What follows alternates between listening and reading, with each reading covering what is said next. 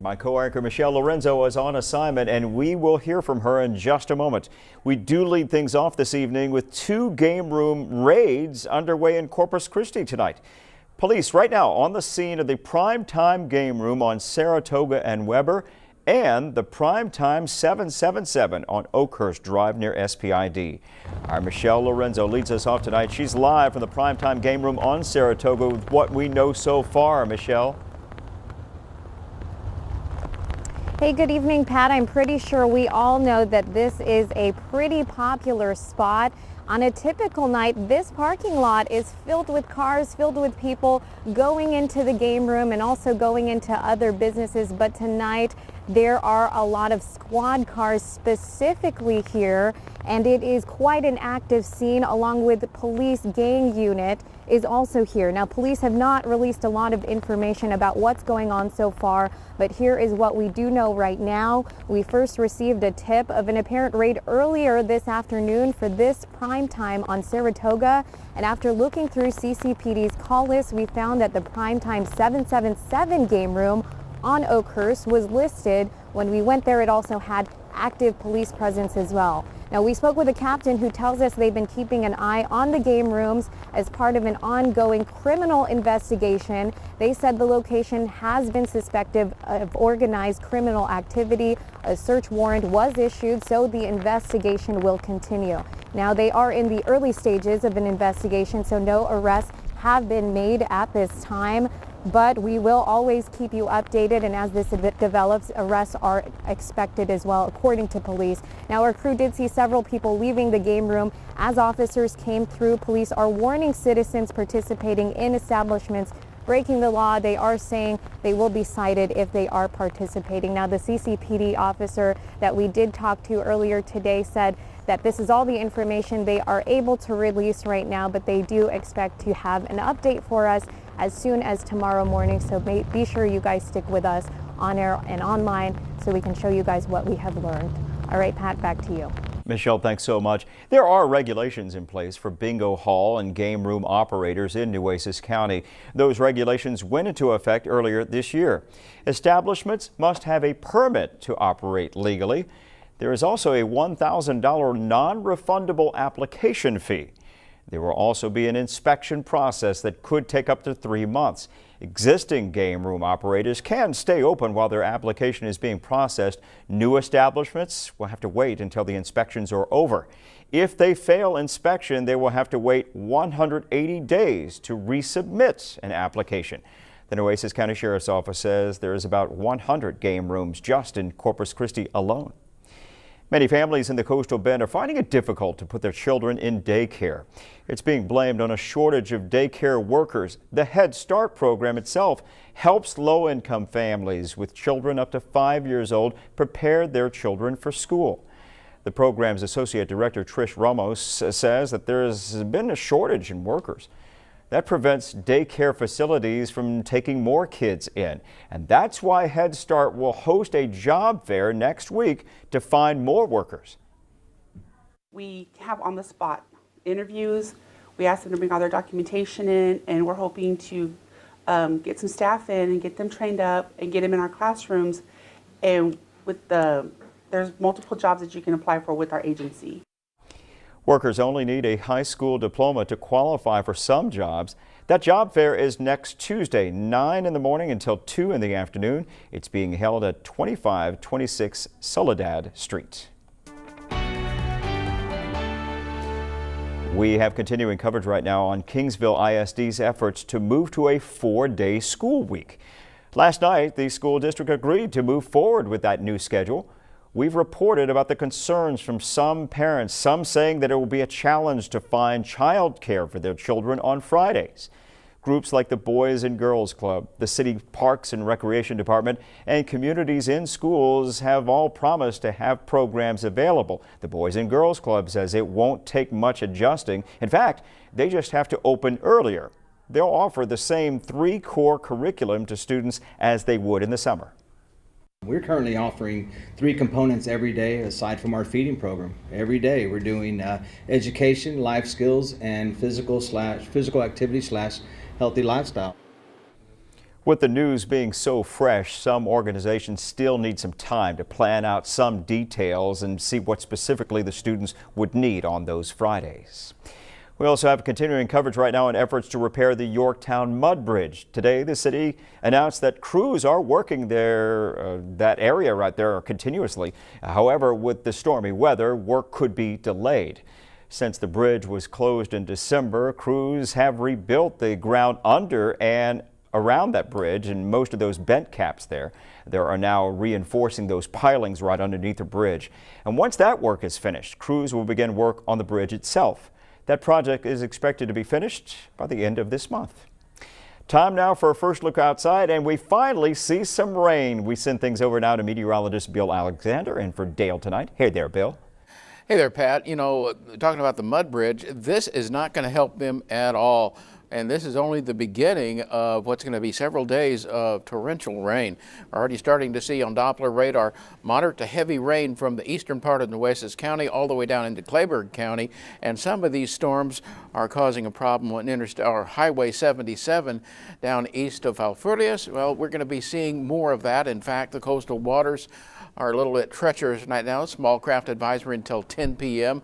But the big deal is the amount of rain, which is rapidly increasing, down over an inch already in portions of southern Clayburgh County. We're going to see a lot more than that. Temperatures, accordingly, are cool in the rain-cooled area into the lower 60s right now. 61 in Rockport right now and 69 at the Naval Air Station. The wind also a factor and also a marginal risk for severe. There's a lot to talk about, and the heavy rain could accumulate to 5 inches by the time this is done, say midday Saturday. Pat? Bill, thanks. With rain in our forecast, the city of Corpus Christi has barrels available for purchase. They're designed to collect the rainwater that can be used for landscaping. Melissa Zamora is an environmental conservationist who collects water in her own backyard. And she says a rain barrel is like an investment. That could be money saved from your water bill. It could also be saved for a later time, although I know it doesn't rain a lot. When it does, it pours, and that's a lot of water being wasted. So if we can conserve and capture as much as we can, that would be most beneficial, especially when there's a lot of nutrients and stuff. You could possibly be saving on some fertilizer costs as well. All great points right there. Barrels are limited to 2 per household. A 55-gallon rain barrel costs a little more than $47. Just head to our website, kristv.com, for more information. Here at home, the George West community is coming together to honor the life of a well-known woman. J.C. Swan died last month after giving birth to her son, William. As her family deals with the sudden loss, the community is now rallying together to raise some money for her family. So far, they have seen an outpouring of support, even from complete strangers. JC was special, and her little boy is, he's gonna be there. I just pray that they're blown away. And just the community, everybody, I mean, it's just, I love seeing everybody come together. It's been really neat. The benefit will include a barrel race, a silent auction, a bake sale, and a raffle. It's all happening April 30th at the Live Oak County Fairgrounds. And coming up tonight at 6, our Michaela Chavez will show us the impact JC had on her community. In San Antonio, the search continues at this hour for the person responsible for stabbing a teenager to death. It happened yesterday afternoon behind a restaurant near John Jay High School. Police say the suspect and an 18-year-old boy just started arguing inside a restaurant before leaving and going out back. And that's when a fight broke out. The suspect pulled out a knife and stabbed the boy in the stomach. The suspect, we're told, then ran off. That teenager, who was set to graduate this year, was rushed to the hospital and later died. The U.S. Department of Justice has reached a massive tentative settlement for the victims of a deadly church shooting near San Antonio. Back in 2017, 26 people were killed, 22 others were hurt after a gunman opened fire on the First Baptist Church in Sutherland Springs. A federal court in 2021 ruled the U.S. government was liable for damages. The judge concluded the Air Force failed to exercise reasonable care when it didn't submit the shooter's criminal history to the FBI's background check system. Today, the DOJ announced an agreement in principle to settle claims for more than $144 million. A court must still approve some parts of the settlement. In Potter County, fire crews continue to battle what's being called the Bent Willow Fire. It started out as a small grass fire yesterday afternoon. It has quickly spread and scorched more than 8,000 acres so far. As of this morning, that fire is said to be 30% contained. Strong winds really making it hard to get under control. The Texas A&M Forest Service has also stepped in to help out. Potter County is in Amarillo area out there. Going up. Like everything else these days, health coverage starting to cost a little more. We take a closer look. We're at the Nueces County Health Fair where they're offering free health services to the community. They're even handing out these community resource guides. Coming up, I'll tell you more about the different services that they're offering so you can stay on top of your health. Those of you getting health coverage through the Affordable Care Act are paying more for premiums. That's because of inflation and higher health spending. A new report shows those premiums rose by more than 3% from 2022 to this year. Overall, the average Silver Plan benchmark premium jumped from $438 a month to $453. That report says uncertainty over whether Congress would extend or make permanent premium subsidies led to insurers picking more expensive coverage. More than 16 million Americans get coverage through the marketplace. Today, the Corpus Christi Nueces County Public Health District is hosting its annual health fair event. This event is free. Several services will be offered to the public until 7 o'clock this evening. And our Alexis Scott is right there right now. In fact, she's getting some care. Alexis, what are some of the services that are being provided out there? Pat, whatever you want to get checked out, they have it here at the health fair. They're offering free screenings for diabetes, cholesterol, and even blood pressure. And I'm getting my blood pressure checked right now, and it's the perfect opportunity for everyone to come on down and check out their health and educate themselves on what's necessary. The Corpus Christi Nueces County Public Health District says their mission is to connect with the people they serve. We want to reconnect with our community. We want the community to come in, meet the providers, learn more about the services of the health department, and also meet our 20+ vendors that are present here. We want them to get wellness screenings, education. Amelia Cordova says it was important for her to attend the health fair as she received her COVID-19 vaccine for the first time. But she's not new to the health district. She comes often for their diabetes management program. I love the health department. I'm the member of the diabetic class who do our walk at Salinas Park, and I come every 3 months and get my diabetic cholesterol checked and everything. And the members here are wonderful, the staff. For LaTanya West, it's important to stay on top of her health as she makes a conscious effort to check her blood pressure and cholesterol.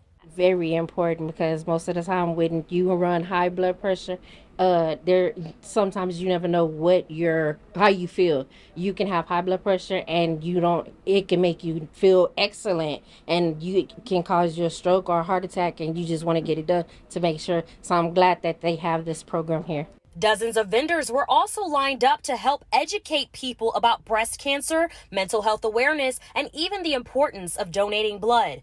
Not only are they offering free health screenings, they're also providing community resource guides with information on other services that the health district offers. RTA is also offering free rides to anyone interested in attending the health fair. All you have to do is mention it to the driver. Make sure you come down here right now. You only have just under 2 hours to take advantage of these services. The event ends at 7 and we're on Horn Road. And remember, all of the screenings, immunizations, and vaccines are free. Now I'm going to continue to get my blood pressure checked. Let's hope that it's not high. Reporting in Corpus Christi, Alexis Scott, KRIS 6 News. We hope so too, Alexis. Thanks so much. I don't know, Bill. If I was getting my blood pressure checked on the air live, I'd ask for a redo.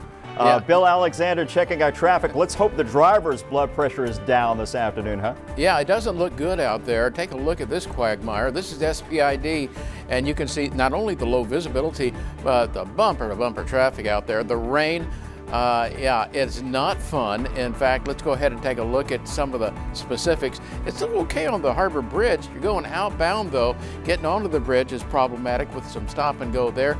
All of downtown doesn't look great, and east and west, especially Everhart and SPID, you got some signal issues there, but look at all the slow traffic.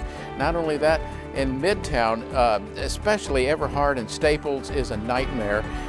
It's slow because of the rain, the wind, and the ponding with low visibilities. It's not fun out there. In fact, you've got slow visibilities and low visibilities and slow speed, so be careful out there. It's only going to get worse. Your full forecast comes up after the break. Now, your Chris 6 weather forecast.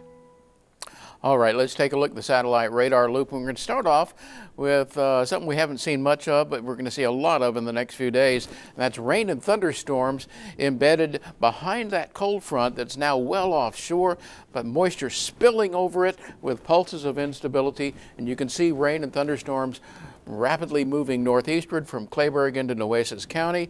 It's only the vanguard of what's going to be several days of significant rain. Already we've had over 1/10 of an inch here in Corpus Christi, 1700ths, most of that in the last few minutes there at the Naval Air Station, and pockets down further south of nearly an inch so far. Now, we recorded a high this morning of 81 degrees, and the current temperature is 63, the low so far, 1100ths officially at the airport. We've got a long ways to go there. We're still 3.5 inches below normal for the year. Now, if you're thinking about heading to the coastal waters tomorrow, think again. Cloudy, windy, showers and thunderstorms likely, a high in the lower 70s, which might be optimistic. Water temperature at 77 degrees, a northeast wind at 20 to 25 knots. That's going to make for choppy to occasionally rough bays and 5 to 9 foot seas. So, there's your small craft advisory until 10 p.m. tonight. That's the near shore waters. For now, it does not include the intercoastal waterways and bays. But it's only early in this wet weather scenario that's already caused rain cooling all along the coast. You can see the temperatures down into the 60s. You got some 50s in Amarillo. Well, where it's been dry, back up to 80 degrees. In fact, we're looking at 79 in Cotulla, but it was in the lower 80s further to the west and southwest. And look at this, lower 60s where that rain has been hitting us pretty good. Now, we're going to see that strong northeasterly wind.